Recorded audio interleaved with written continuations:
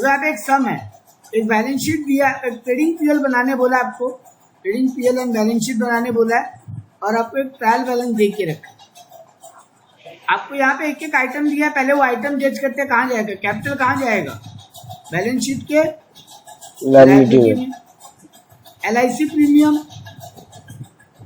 PL debit, drawings, LIC premium, हाँ sorry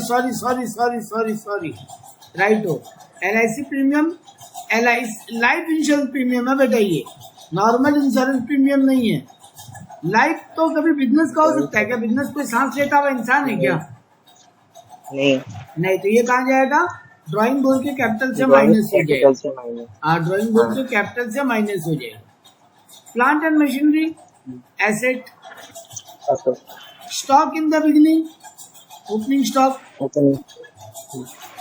कहाँ जाएगा, trading and balancing account, debit, purchases, trading का debit, return inward, return inward क्या हुआ, सेल्स रिटर्न, रिटर्न इनवर्ड का मतलब क्या हुआ, sales return, sales return sales से माइनस होगा, सेल्स रिटर्न सेल्स से माइनस होगा, ये देखो यहाँ सेल्स लिखेंगे, लेस सेल्स रिटर्न, जो अमाउंट आएगा वो आउटर कॉलम में, ठीक है, हाँ, तो ये सेल्स रिटर्न चला गया। नेक्स्ट बोला है debtor, asset, furniture, asset, motor car, asset, asset, freight, asset, freight asset होता है, पीएल डेबिट, फ्रेट का मतलब होता है भाड़ा, फ्रेट जाएगा ट्रेडिंग में, कैरेज इनवर्ड होता है फ्रेट का मतलब, ट्रेडिंग का डेबिट, ट्रेडिंग का डेबिट, फ्रेट का मतलब भाड़ा, फ्रेट ऑलवेज कैरेज इनवर्ड का ही पार्ट होता है। दूसरा भी एक आइटम दिया कैरेज इनवर्ड, ये दोनों ही ट्रेडिंग का डेबिट, ठीक है ये बात। Creditor, balance sheet liability, sales, trading का credit, trading account, credit, return outward, purchase से माइनस, वेरी गुड, ट्रेडिंग में परचेज से माइनस, ये देखो परचेज लिखे, less return inward. Next item special rebate, debit और स्पेशल रिबेट क्रेडिट। ये special rebate हम किसी को दिया, रिबेट का मतलब होता है छूट देना, रिबेट का मतलब होता है छूट, तो हम किसी को छूट दिया, मेरे लिए क्या हो गया एक्सपेंस, तो पीएल का डेबिट, और हमको कोई रिबेट दिया ये फायदा, तो पीएल का क्रेडिट। ये बात क्लियर है, हाँ, रेंट फॉर प्रेमाइसेस सबलेटिंग, हम रेंट लिए हैं, हम रेंट लिए हैं, PL credit, PL credit. Lighting, PL debit, PL debit. Motor car expense, PL debit, PL debit. PL debit, bank balance, asset, asset. Loan from Suresh, liability, liability. And interest on loan from Suresh, हम जो loan लिया था सुरेश से उसका ब्याज चुकाए, PL debit ना, expenditure है। अब एक चीज गौर करो, 10,000 का 12% कितना होता, 1200 रुपया, लेकिन हमको यहाँ पे कितना इंटरेस्ट पे किया हम अभी तक, केवल 900 तो 300 रुपया देना बाकी है, यानी आउटस्टैंडिंग इंटरेस्ट। इसी को तो बोलते हैं हिडन एडजस्टमेंट। ट्रायल बैलेंस में कोई इंटरेस्ट वगैरह का पार्ट छुपा हुआ रहे उसको हिडन एडजस्टमेंट बोलते हैं, ठीक है ना। 10,000 का 12% 1200 रुपया होता, बट हम 900 पे किए अब तक, मतलब बाकी 300 मेरा आउटस्टैंडिंग। कहाँ जाएगा ये, डबल इम्पैक्ट कहाँ होगा इसका, एक होगा पीएल डेबिट, पीएल डेबिट और लाइबिलिटी। एक होगा वेरी गुड। इंटरेस्ट के साथ लायबिलिटी का प्लस हो जाएगा। हाँ, तो लायबिलिटी में लोन के साथ प्लस हो जाएगा और पीएल के डेबिट में हाँ। चला जाएगा। परफेक्ट, तो दोनों के दोनों ही। कैरेज आउटवर्ड, पीएल डेबिट, हाँ PL debit. Carriage inward trading debit, carriage outward PL debit. Carriage outward मतलब माल को बेचते समय जो भाड़ा लगा। Trade expense, PL debit. Trading debit. Trade expense direct expense होता है। ट्रेड एक्सपेंस मतलब परचेज करते समय कोई खर्चा लगना। अच्छा, तो ट्रेड एक्सपेंस ऑलवेज डायरेक्ट। ठीक है। जीएसटी का पार्ट अभी हमको सृजा बोली नहीं है सिलेबस में, है ना सृजा? हाँ सर नहीं है, जीएसटी का पार्ट नहीं है। नहीं है तो एक बार छोड़ सकते हैं इसको। ठीक है, नेक्स्ट आ जाओ। अब एक एक करके एडजस्टमेंट पे आ जाए।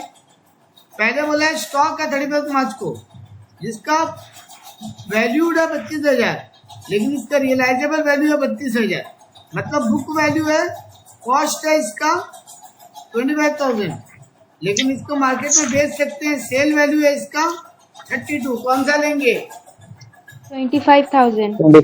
लोअर करूं, दोनों में जो फिगर छोटा होगा बोलेंगे कॉस्ट और मार्केट वैल्यू। हाँ ठीक है, चलो परफेक्ट। तो आप लोग अब यानी ये 25,000 दो जगह कहाँ लिखे? एक तो ट्रेडिंग का क्रेडिट और एक बैलेंस शीट में एसेट। ठीक है।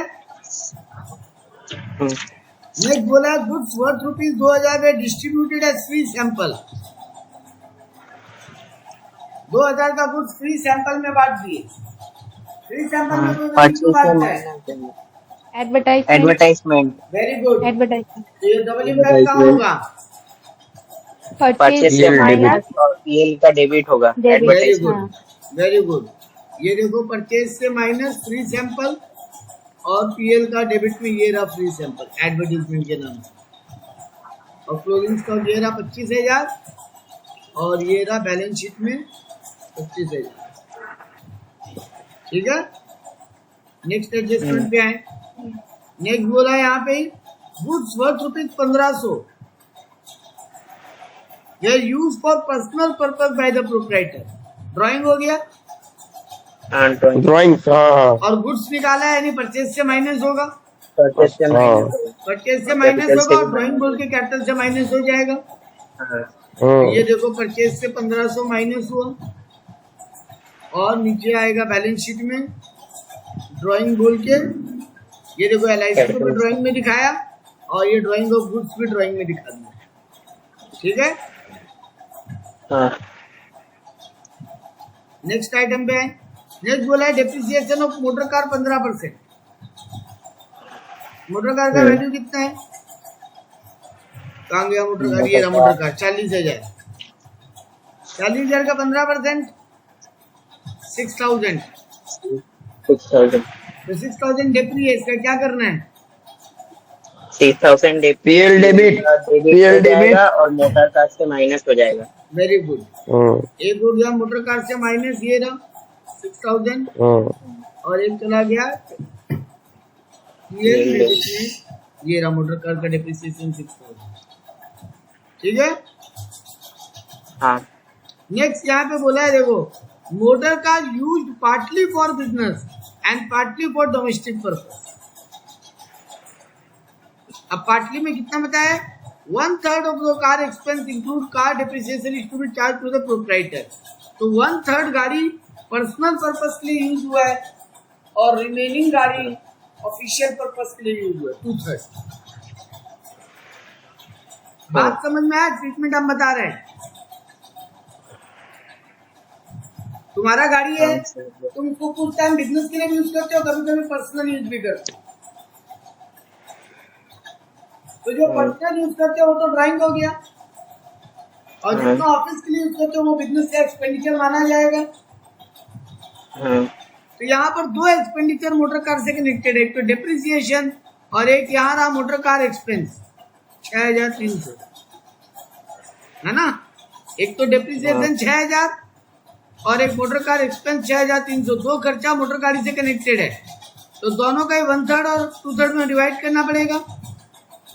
हाँ तो ये देखो मोटर कार एक्सपेंस कहाँ गया, ये रहा 6,300, उसमें से देखो प्राइवेट शेयर को माइनस कर दिया और उसको ले जाके ड्राइंग दिखा दिया। ये देखो यहाँ ले जाके ड्राइंग में दिखा दिया, ठीक है। हाँ वैसे ही डेप्री का भी होगा, 6,000 का डेप्री हुआ, बट पूरा गाड़ी तो पर्सनल यूज है, पूरा गाड़ी तो ऑफिस के काम से यूज नहीं हुआ। तो देखो 6,000 का डेप्री लिखा, लेकिन उसमें से 1/3 यानी 2,000 हटा दिया और उसको ले जाके ड्राइंग से माइनस कर दिया पर्सनल यूज बोल के। तो ये नया एडजस्टमेंट था कि गाड़ी पूरी तरीके से ऑफिस के काम के लिए यूज नहीं हुआ, कभी पर्सनल काम से कभी ऑफिस के काम से। तो जो मोटर कार एक्सपेंस है उसका भी जितना ऑफिस के काम से यूज हुआ उतना पीएल में जाएगा, और जितना पर्सनल यूज हुआ वो ड्राइंग से माइनस। मोटर कार का डेप्री भी जितना ऑफिस के लिए यूज हुआ वो पीएल में जाएगा, और जितना पर्सनल यूज हुआ वो डेप्री में, ये ड्राइंग में। ये बात क्लियर है एकदम कि वापस समझाएं? क्लियर है। राजा श्रीजा, हाँ सर यस क्लियर है। सर। चलो ठीक है, लास्ट आइटम पे आ गए। एक और गड़बड़ हुआ, बोलता है balance in the bank on 31 March 2023, passbook दिखा रहा है 15,080 रुपया, और तुम्हारा बैंक बैलेंस कितना बता रहा है, कहाँ गया, 15,200 रुपया। तो तुम्हारा अकाउंट बता रहा है कितना है बैंक बैलेंस, 15,200, जबकि कितना है बैंक बैलेंस तुम्हारा एज पर पासबुक 15,080। कितना का गैप आ रहा है, 15,200 माइनस 15,080, 120 का 120 का गैप आ रहा है। हाँ अब बताओ बैलेंस शीट में कितना जाएगा बैंक बैलेंस, जितना पासबुक बताता है उतना ही लिखते हैं, जितना पासबुक बताता है उतना ही लिखते हैं, ठीक है। और सर वो 120 कहाँ जाएगा, फिर उसको बैंक चार्ज बोल के पीएल में दिखा देंगे। समझ में आया मेरा बात? हाँ हाँ सर। जितना आपका पासबुक का बैलेंस होगा वही बैलेंस शीट में जाएगा, और जो डिफरेंस आ रहा है उसको बैंक चार्जेस बोल के पीएल में दिखा देंगे, ठीक है। ठीक है सर। लास्ट आइटम बोल रहा है include in trade expense and insurance premium of 2,400 paid for the year ending 30 June 2023। Insurance premium हमेशा पूरा साल का भरते हैं, हाँ 2,400 रुपया हम 12 महीना का डाले हैं, कितना महीना का एडवांस हो गया। मेरा बैलेंस शीट मार्च तक का ही बनता है, लेकिन यहाँ पे 30 जून तक का पेमेंट हुआ है, मतलब अप्रैल मई जून 3 महीने का एक्स्ट्रा पेमेंट हुआ है, 3 महीने का प्रीपेड। तो 2,400 डिवाइडेड बाय 12 इंटू 3 कर लो, 600 आएगा। हाँ ये 600 क्या माना जाएगा, प्रीपेड। तो ये देखो ट्रेड एक्सपेंस प्रीपेड माइनस हुआ यहाँ से पीएल से, और कहाँ चला जाएगा, प्रीपेड है तो बैलेंस शीट में एसेट में। तो ये देखो प्रीपेड बैलेंस शीट के एसेट में आ गया। क्लियर है? हाँ हाँ यस सर। अब आप क्या करोगे सर, अब हम लोग ट्रेडिंग के अकाउंट को पहले बंद करेंगे, तो जो डेबिट में बैलेंस बचेगा उसको जीपी बोलेंगे, उस जीपी को यहाँ लिखेंगे। अब जितना नेट प्रॉफिट बचेगा ट्रेडिंग के पीएल के डेबिट में जो अमाउंट बचेगा उसको नेट प्रॉफिट बोलेंगे, उसको ले जाके कैपिटल में ऐड कर देंगे। तो मेरा बैलेंस शीट का बोथ साइड मैच हो जाना चाहिए, ठीक है। ठीक है। तो इस सम में आपको 2-3 नया अच्छा एडजस्टमेंट देखने मिला। नेक्स्ट सम पे आते हैं।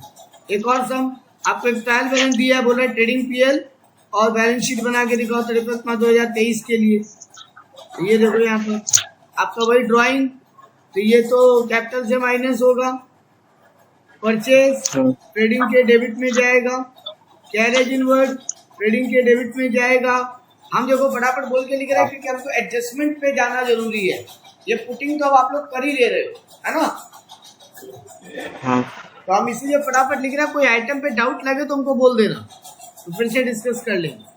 वेजेस जाएगा ट्रेडिंग के डेबिट में, पावर जाएगा ट्रेडिंग के डेबिट में, क्योंकि पावर ना मशीन का इलेक्ट्रिसिटी होता है और मशीन प्रोडक्शन से कनेक्टेड होता है डायरेक्टली। मशीन में जितने इलेक्ट्रिक बिल आएगा मशीन उतना चलेगा, मतलब उतना ज्यादा प्रोडक्शन होगा। इसीलिए पावर का मतलब हो गया मशीन का इलेक्ट्रिक बिल। लाइटिंग का मतलब होता है वो ट्यूबलाइट, बल्ब, पंखा, एसी, वो सब चलने का इलेक्ट्रिक बिल। लाइटिंग या इलेक्ट्रिसिटी एक्सपेंस उसको बोलते हैं, और पावर बोलते हैं मशीन का। तो पावर जाएगा ट्रेडिंग के डेबिट में। डिप्रिसिएशन ऑन मशीनरी कहाँ जाएगा? पीएल के debit. PL debit. Advertisement PL debit. PL debit. Plant and machinery asset. Asset. Goodwill Asset. Asset. Very good. Agent को सैंपल बांटे। PL debit. Very good sir, agent को sample बांटना माने advertisement ही तो गया। हम एजेंट को दे दिया, बोला जाओ पब्लिक में फ्री में बांट दो। एजेंट लेके जाएगा तभी तो दुकानदार लोग को दिखाएगा और मेरा माल बिकवाएगा। Opening stock trading debit. Debtor balance sheet asset. Cash at bank, cash in hand asset. Salaries PL debit. General expense PL debit. Prepaid expense, जब ट्रायल बैलेंस में प्रीपेड दे तो ये कहाँ जाएगा? Asset. PL debit. Asset. Asset. अगर trial balance में prepaid या एक्रूड दे तो वो एसेट में जाएगा। ट्रायल बैलेंस में आउटस्टैंडिंग या प्री रिसीव दे वो लायबिलिटी में जाएगा। मतलब उसका एंट्री हो चुका है, ट्रायल बैलेंस में आ रहा है, मतलब जनरल एंट्री पास हो चुका, मतलब एक्सपेंडिचर में उसका इम्पैक्ट जा चुका। ठीक है। Salary to agent PL debit. Rent and insurance PL debit. Discount allowed PL debit. Sales return sales से minus. Commission to agent PL debit. Capital liability. Creditor liability. Outstanding expense liability. Rent received PL credit. Purchase return purchase से minus. Sales trading का credit. Provision for bad debt, अगर trial balance में दे तो दो treatment हो सकता है ना, एक तो हम पीएल का क्रेडिट में लिख दे चुपचाप, या फिर उसको बैड डेट से माइनस कर दो। और डिस्काउंट रिसीप्ट पीएल क्रेडिट। ठीक है। Yes, sir. एडजस्टमेंट पे आते हैं। यहाँ बोला क्लोजिंग स्टॉक का वैल्यू 50,000 है सर, दो इम्पैक्ट, ट्रेडिंग का क्रेडिट और बैलेंस शीट में एसेट। फिर अगेन वही 5,000 का goods distributed among staff member free of cost. बोलो दो इम्पैक्ट। परचेज से माइनस जाएगा और पीएल के डेबिट में स्टाफ वेलफेयर करके लिखा जाएगा। Very good. पीएल के डेबिट में स्टाफ वेलफेयर और परचेज से माइनस। अब यहाँ पे एक गलती हो गया अपना, वो एजेंट सैंपल जो अपने उसको क्या माने थे? एक्सपेंडिचर। वो एसेट होगा। हाँ, क्योंकि यहाँ पे बोल रहा है उस पर डिप्रिसिएशन करना है, मतलब एजेंट को हम कोई एसेट दिया, इसका मतलब ये यहाँ पर जाएगा एसेट में, और डिप्रिसिएशन वहां से माइनस हो गया, बैलेंस शीट से माइनस हो जाएगा और पीएल के डेबिट में चला जाएगा। ठीक है। हाँ। बोल रहे एडवर्टीजमेंट का एक्सपेंडिचर कितना था? एडवर्टीजमेंट का एक्सपेंडिचर, एडवर्टीजमेंट डेवलपमेंट है ये, तो इसको एसेट मानना पड़ेगा। एडवर्टीजमेंट डेवलपमेंट है माने इसको एसेट मानना पड़ेगा। 15,000 रुपया। और नीचे आके बोला है कि इसको राइट ऑफ करना है, इसका 30% माने डिप्री की तरह दिखाना है। तो देखो ये लोग यहाँ पे गौर करना, एडवर्टीजमेंट डेवलपमेंट बैलेंस शीट में दिखाया, कहाँ गया, ये रहा, और इसका 30% राइट ऑफ किया और पीएल में डिप्री की तरह बेच दिया। ये रहा पीएल में एडवर्टीजमेंट डेवलपमेंट 30% हो गया। बात समझ में आया? हाँ। श्रीजा? Yes, sir. ठीक है। बोल रहा 2200 रुपया बैड डेट राइट ऑफ करना है और 5% का प्रोविजन भी बनाना है डेटर के ऊपर। सर सिंपल मेरा डेटा कितना है, ये रहा 26,200, जिसमें से 2,200 रुपया माइनस करेंगे आज बैड डेप्ट और पीएल में भेज देंगे। तो ये देखो डेटा कहाँ गया, ये रहा 26,200, इसमें से बैड डेप्ट 2,200 गया, ये पीएल में चला जाएगा। अब बचा 24,000, उसका 5% प्रोविजन होगा और ये भी पीएल में चला जाएगा। तो ये देखो पीएल में दोनों गया, बेड डेप्ट, नया बेड डेप्ट, नया प्रोविजन और पुराना प्रोविजन इधर यहाँ माइनस कर दिया। तुम चाहते तो यहाँ भी लिख सकते हो बाई पीवीडीडी, बस ब्रैकेट में लिख देना ओल्ड, ठीक है। तुम यहाँ से हाँ। माइनस करो, चाहो तो इधर भी लिख हाँ सकते हो, सर। ठीक है। चलो नेक्स्ट आइटम बोला proprietor withdraw 1,000 for private use, goods बोला है क्या कहीं पे? नहीं, मतलब पैसा विड्रॉ किया, ठीक है। हाँ लेकिन अब आएगा इसका मेन मजेदार बात, यहाँ बोल रहा है this amount was included in general expense. बोलना क्या चाह रहा है, प्रोप्राइटर 1,000 रुपया निकाला, उसको कहाँ लिखना चाहिए था, ड्राइंग में। ड्राइंग में मेरा अकाउंटेंट उसको नॉर्मल खर्चा समझ के जनरल एक्सपेंस में डाल दिया, और जनरल एक्सपेंस को कहाँ रिकॉर्ड किए, पीएल के डेबिट में। पीएल डेबिट, तो वहां से हटाना पड़ेगा और ड्राइंग में माइनस करना पड़ेगा। हाँ तो ये देखो जनरल एक्सपेंस में से 1,000 हटा दिया और उसको ले जाके ड्राइंग बोल के कैपिटल से माइनस कर दिया, हाँ ठीक है। ये रहा ड्राइंग बोल के माइनस कर दिया, ठीक है। हाँ हाँ चलो सर। अब आता है जिस एडजस्टमेंट के लिए ये सम हम टिक किया था, और ये भी एक नया बात है जो आपको जानने मिलेगा।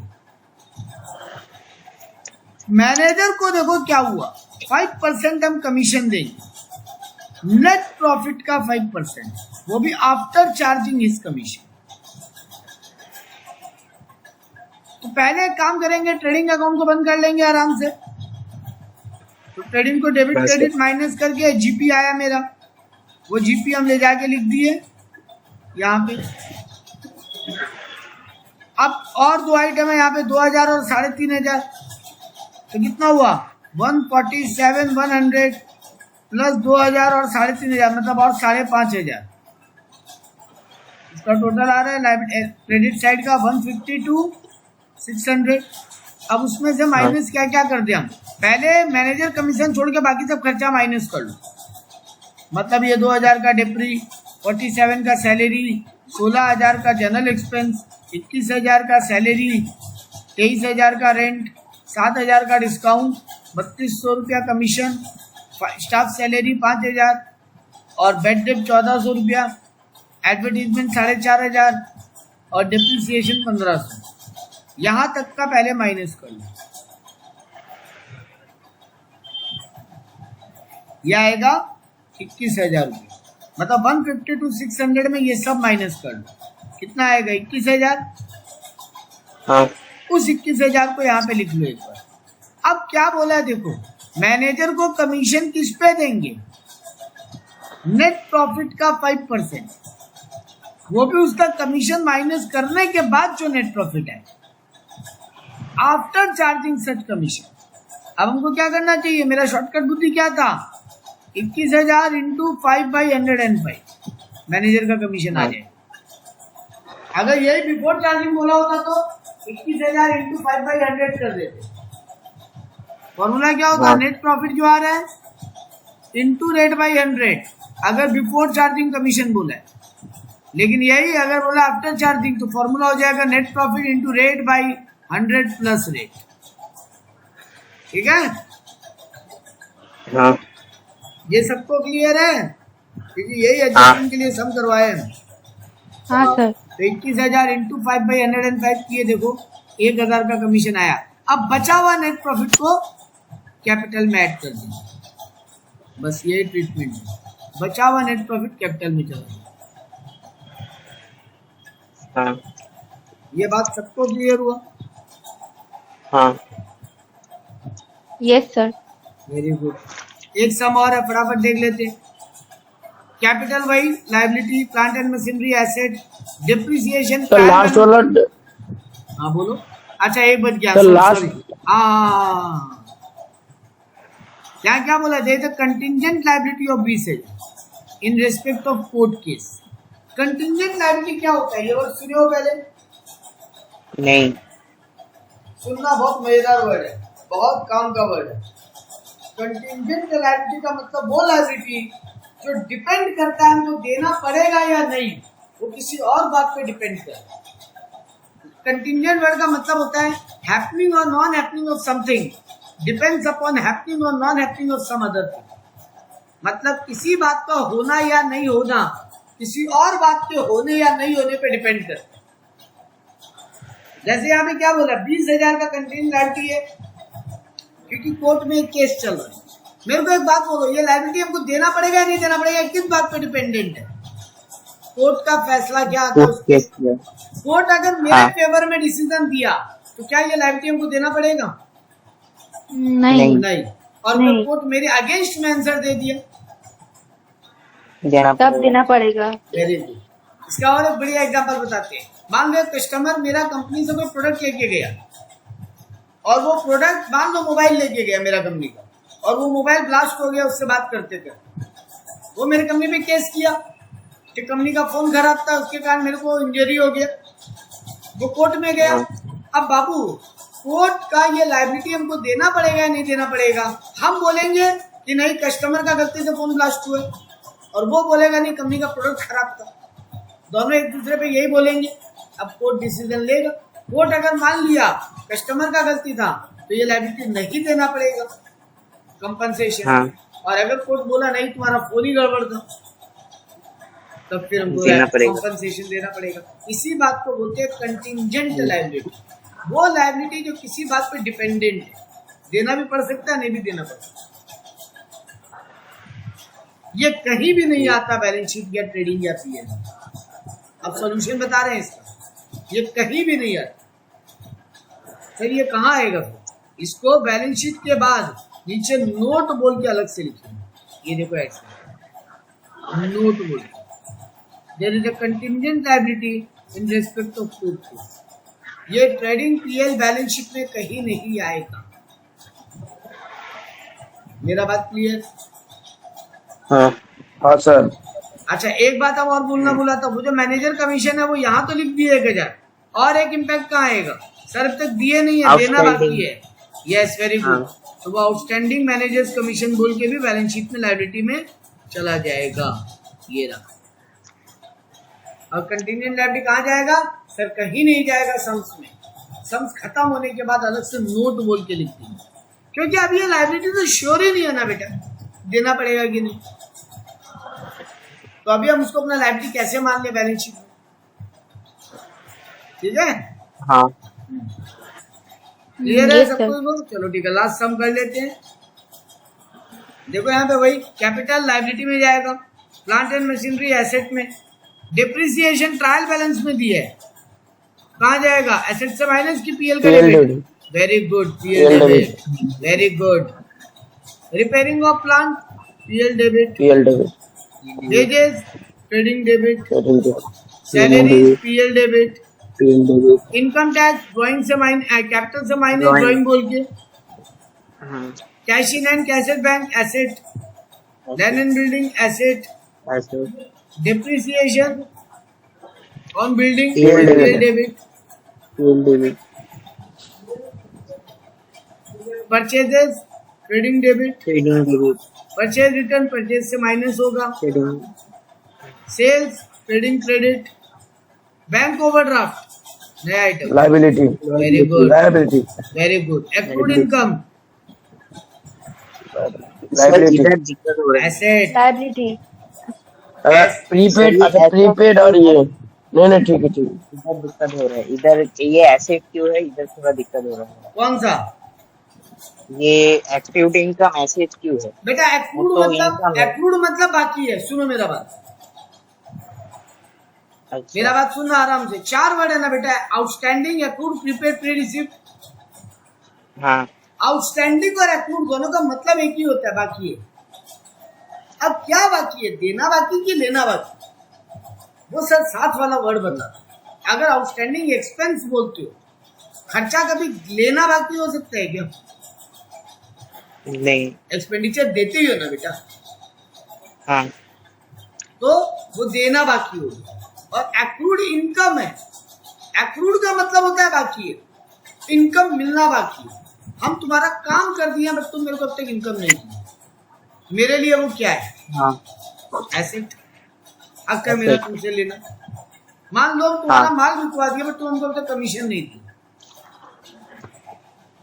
हाँ तो ये मेरा इनकम है, ठीक है, एसेट है। Salary outstanding liability, bills receivable asset, provision for bad date trial balance में दिया है, या तो पीएल के क्रेडिट में लिखेंगे पीएल क्रेडिट या फिर बैड डेट से माइनस भी कर सकते हैं। Bills payable liability, bad debt PL debit, discount on purchase, ये क्या है? डिस्काउंट रिसीव्ड की डिस्काउंट अलाउड? रिसीव्ड कम रिसीव। हम परचेज पीएल किए, हमें को क्रेडिट पीएल क्रेडिट हाँ, ये पीएल क्रेडिट, डिस्काउंट रिसीव, ठीक है। Debtor asset, creditor liability, opening stock, trading debit. Trading debit. अब आ जाओ मेन एडजस्टमेंट जिसके लिए कर रहे हैं। स्टॉक तो वही पता ही है सर, ट्रेडिंग का क्रेडिट और बैलेंस शीट का एसेट। 600 का बैड डेट लिखना है और 5% का डेटर भी रखना है प्रोविजन। तुम्हारा डेटर कितना है? ये रहा 7000। तो जब बैलेंस शीट में लिखेंगे 7000, वहां पे 600 माइनस करके उसको पीएल में भेज देंगे, तो बचेगा कितना? 6400। उसका 5% प्रोविजन बना देंगे, 320 रुपीज, और वो भी पीएल के डेबिट में भेज देंगे, ठीक है। हाँ यहाँ तक कोई प्रॉब्लम नहीं है। नहीं। नेक्स्ट आ है, नेक्स्ट पे ये देखो, 28 मार्च 2023 को goods way send on approval basis, ये नया है, बहुत अच्छे से सुनना, यही एकमात्र इसमें नया है, बाकी तो खाली मैनेजर कमीशन वाला बात है, बाकी सब हो गया। देखो यहाँ पे मस्त बात बोला, सेल ऑन अप्रूवल जानते हो क्या होता है? कभी ये सुने? नाम में मीनिंग है बेटा, थोड़ा गौर करोगे तो पकड़ पाओ। नाम में मीनिंग है, थोड़ा सा गौर करोगे तो मीनिंग पकड़ लोगे। मतलब वो अगर अच्छा लगे तो लेगा, नहीं तो नहीं लेगा। Very good, very good. तुमको बहुत बढ़िया एग्जांपल देता, मान लो होलसेलर है, तुम रिटेलर है, तुम मेरे को बोला भैया 20 पैकेट आशीर्वाद आटा बेच दीजिए दुकान में रखने के लिए। हम बोला 20 नहीं 35 पैकेट ले लो, तुम बोले नहीं नहीं नहीं 15 पैकेट नहीं चाहिए एक्स्ट्रा, बड़ा दिक्कत होता है, बिकेगा नहीं तो पैसा कौन देगा। हम बोला कोई बात नहीं ना, रख, नहीं बिके अगर 1 महीना में तो वापस दे देना, और बिक जाए तो परचेज की तरह मान लेना।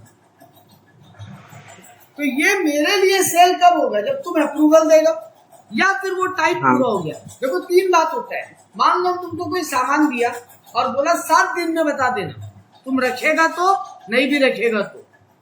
तुम अगर 7 दिन के पहले पहले बोल दिया हम ले रहे हैं, हम उसको सेल मान लें। तुम अगर 7 दिन के अंदर अंदर मना कर दे, हम उसको रिजेक्टेड मान लें, सेल कैंसिल। और अगर 7 दिन हो गए और कोई जवाब नहीं दिया तो क्या माने? तो वो बिक गया, सेल मान लेंगे उसको। हाँ बिक गया। तो या तो तुम जवाब हाँ में बोलो तो भी मान लेंगे सेल, तुम कुछ नहीं बोलो तो भी मान लेंगे सेल टाइम पूरा होने के बाद, और ना बोल दोगे तब तो ना है, इसमें तो कोई बात ही नहीं। तो यहाँ पे यही हुआ, हम तुमको 28 मार्च को सेल ऑन अप्रूवल बेसिस पे माल भेजा है 1200 रुपए, जिसमें 20% प्रॉफिट है ऑन कॉस्ट, और हम इसको सेल्स में रिकॉर्ड कर लेंगे। क्या ये हमको सेल मानना चाहिए था अभी? नहीं नहीं, नहीं, परफेक्ट आंसर नहीं। क्यों सर? अरे 28 मार्च को तो भेजे हैं, 31 मार्च के दिन हम तो सेल कैसे मान लें? इतना जल्दी नहीं होता है सर, हफ्ता 10 दिन 15 दिन का टाइम मिलता है। यहाँ बोला नहीं है क्वेश्चन का, इतना जल्दी बताना चाहिए था कितना दिन का अप्रूवल पीरियड है। एक बार के लिए मानता 10 दिन का है, तो ये 10 दिन 31 मार्च के बाद आएगा ना,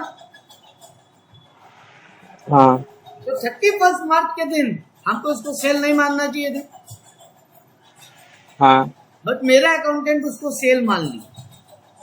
तो 4 इम्पैक्ट होगा इसका, 4 इम्पैक्ट। आराम से एक एक करके करेंगे, 5 मिनट का टाइम लेके करेंगे, कोई दिक्कत नहीं। 4 इम्पैक्ट होगा इसमें। पहला 2 इम्पैक्ट आपको आना चाहिए अपने ब्रेन से। क्या लगता है आपको? पहला इम्पैक्ट होगा सेल से माइनस, सेल से माइनस। हाँ, वेरी गुड। माइनस। दूसरा डेटर से भी हटाओ, क्योंकि अगर हम उधार का सेल माना है तो हम डेटर में भी ऐड कर दिया होगा, हाँ वहां से भी माइनस करो। ये दोनों ट्रीटमेंट समझ में आया? आसान वाला एकदम। हाँ श्रीजा, बस हो जाएगा। चलो ठीक है। तीसरा और चौथा ट्रीटमेंट Yes, क्या sir. होगा वो जानने लायक। ये दोनों जो वैल्यू माइनस होगा सेल्स और डेटर से, ये इंक्लूडिंग प्रॉफिट माइनस होगा ना। हाँ और अगला दोनों ट्रीटमेंट होगा उसको मेरा, ये गुड्स अभी पड़ा क्या है कस्टमर के पास, हाँ लेकिन ये है तो मेरा स्टॉक ना। जब तक सेल नहीं होगा हाँ। तब तक तो मेरा ही गुड्स है, भले ही पड़ा कहीं पे भी हो, और उसको मेरे क्लोजिंग स्टॉक में होना चाहिए कि नहीं? हाँ होना चाहिए। हाँ, तो उसको क्लोजिंग स्टॉक बोल के ट्रेडिंग के क्रेडिट में और बैलेंस शीट के एसेट में भी ऐड करना। तो पहले 4 ट्रीटमेंट समझ लो, डेटा से माइनस, सेल से माइनस, और क्योंकि वो कहीं भी पड़ा हुआ आपका स्टॉक है तो उसको क्लोजिंग स्टॉक मानो। और क्लोजिंग स्टॉक को 2 जगह कहाँ दिखाते हैं? ट्रेडिंग का क्रेडिट में और बैलेंस शीट के एसेट में। हाँ ये बात समझ में आया सबको? अभी आखिरी पंच मारना है मेरे को इस पे। हाँ कोई को दिक्कत है तो हाँ। बोलो पहले, नहीं है दिक्कत चलो। अब ये जो सेल और डेटर से माइनस होगा वो तो सेल वैल्यू पे माइनस होगा। तो देखो यहाँ पे, ये देखो सेल से,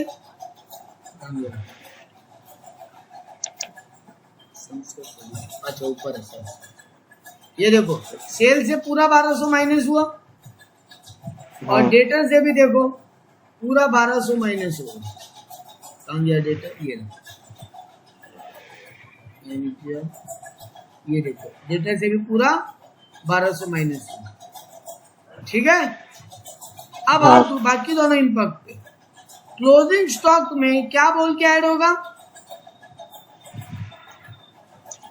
कॉस्ट पे ऐड होगा, कॉस्ट पे, कॉस्ट। हाँ तो ये 1200 का जो सामान है इसमें कितना % प्रॉफिट ले रहे हैं? 20%। 20%। और ये 20% प्रॉफिट ऑन कॉस्ट है, ऑन कॉस्ट। ये जो फिगर है ये ऑन सेल वैल्यू है ना, इसमें प्रॉफिट ऑलरेडी इंक्लूडेड है, हाँ लेकिन ये परसेंटेज जो है वो ऑन कॉस्ट है। क्या डायरेक्ट मल्टीप्लाई कर सकते हैं 1200 का 20%? नहीं, क्यों नहीं? क्योंकि उधर 20% लेके पहले से प्लस किया हुआ है। वेरी तो गुड। कैसे एक सिंपल बात का आंसर करना मेरे को। तुम एक दुकान में गए, 5 एप्पल और 3 केजी ऑरेंजेस खरीदे, 5 एप्पल और 3 केजी ऑरेंजेस खरीदे, क्या दोनों को ऐड करके हम 8 बोल सकते हैं? नहीं, क्यों नहीं? क्योंकि दोनों अलग अलग है। दोनों अलग मेजरमेंट पे, अलग अलग। दोनों का मेजरमेंट बेस अलग है, एक केजी में एक पीसेस में। सर आप दोनों को जोड़ कैसे सकते? हाँ अगर दोनों केजी में होता तो हम ऐड करके बोलते कितना केजी है मेरे पास, और दोनों पीसेस में होता तो भी ऐड करके बोल सकता था टोटल कितना पीस है मेरे पास। हाँ। क्या लीटर और मीटर ऐड हो सकता है? नहीं नहीं, नहीं ना। नहीं। तो बेटा जी इसीलिए यहाँ पे डायरेक्ट मल्टीप्लाई नहीं हो सकता। अगर ये 1200, ये क्योंकि ये सेल वैल्यू पे है, मतलब इसमें ऑलरेडी प्रॉफिट इंक्लूडेड है, और ये परसेंटेज जो बोल रहा है वो ऑन कॉस्ट है, ऑन प्रॉफिट नहीं है, ऑन सेल नहीं है।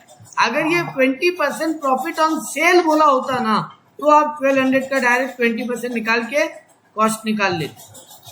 20% प्रॉफिट है तो माइनस करके कॉस्ट आ जाता, या फिर ये 1200 भी कॉस्ट बोला होता कि गुड्स का कॉस्ट है 1200, और ये profit percentage 20% profit on cost होता तो भी डायरेक्ट मल्टीप्लाई हो जाए, क्योंकि दोनों का मेजरमेंट बेस तब सेम हो जाता। हाँ लेकिन क्योंकि यहाँ पर सेम नहीं है तो डायरेक्ट मल्टीप्लाई नहीं हो सकता। तो ये 1200 में 20% इंक्लूडेड है ना, हाँ इसीलिए क्या किए पहले सर, ये 1200 को डिवाइडेड बाई 120 किए, इंटू 100 किए तो कॉस्ट आ गया। बात समझ में आया? हाँ इसको हम ऑफलाइन क्लास में भी कराएगा, डोंट वरी। ये वाला चीज हमको ऑफलाइन क्लास में अच्छे से कराना है।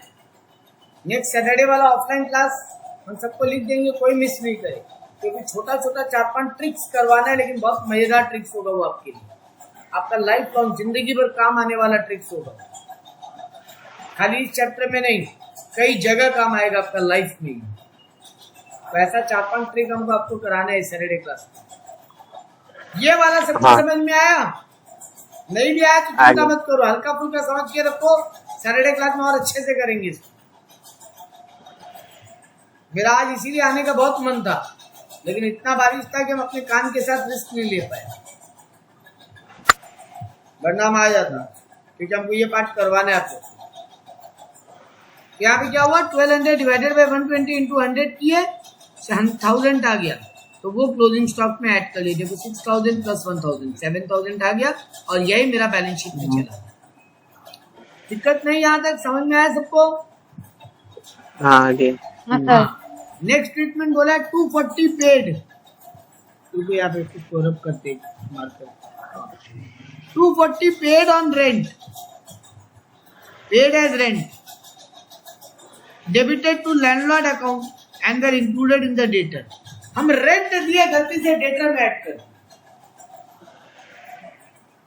हाँ तो डेटर से तो माइनस होगा। हाँ अरे रेंट दिए वो मेरा डेटर कैसे हो सकता है? वो तो भाड़ा हो गया, भाड़ा, और उसको रेंट में ले जाके ऐड कर देंगे पीएल, क्योंकि उसको डेटर मान लिया, मतलब रेंट में डालना भूल गए। हाँ अब आ जाओ लास्ट दोनों ट्रीटमेंट पे। यहाँ बोला जनरल मैनेजर को 10% कमीशन देना है और net profit after charging the commission of work manager and his own, और वर्क मैनेजर को भी 5% कमीशन देना और net profit after charging the commission of general manager and his own. देखो 2 मैनेजर है मेरे यहाँ, जनरल मैनेजर और वर्क मैनेजर, और दोनों को 10% और 5% कमीशन देना है नेट प्रॉफिट पे, और दोनों का ही आफ्टर चार्जिंग है। हाँ ठीक है, दोनों का ही आफ्टर चार्जिंग। सिंपल होगा, कुछ नहीं, बहुत इजी। पीएल अकाउंट का क्रेडिट साइड का टोटल ले लिए पहले, पीएल अकाउंट का क्रेडिट साइड का आइटम को जोड़े, फिगर आया 18852, उसमें से मैनेजर कमीशन से पहले तक का सारा खर्चा माइनस कर ली, 400, 320, 800, 500, 240, माइनस करने पे आएगा 16,592। दोनों का ही आफ्टर चार्जिंग बोला है, तो यानी into rate by 100 plus rate, यानी 16,542 इंटू वर्क मैनेजर को कितना देना है 5%, तो इंटू 5/115, और वही जनरल मैनेजर को भी इंटू 10/115, क्योंकि दोनों का जोड़ के तो 15% आ रहा है ना, 10 प्लस 5 15, तो फॉर्मूला होगा 16,542 इंटू जितना जिसका कमीशन है डिवाइडेड बाई 115, तो दोनों का कमीशन का अमाउंट आ गया।